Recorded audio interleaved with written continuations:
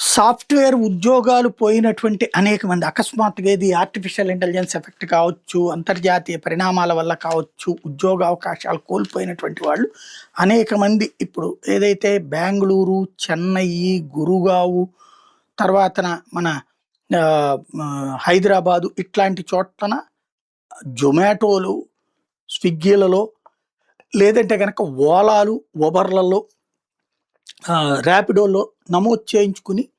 4 సంపాదించుకున్నారు. అంటే ఇమ్మీడియేట్‌గా క్రైసిస్ రాకుండా జాగ్రత్తలు పడుతున్నారు.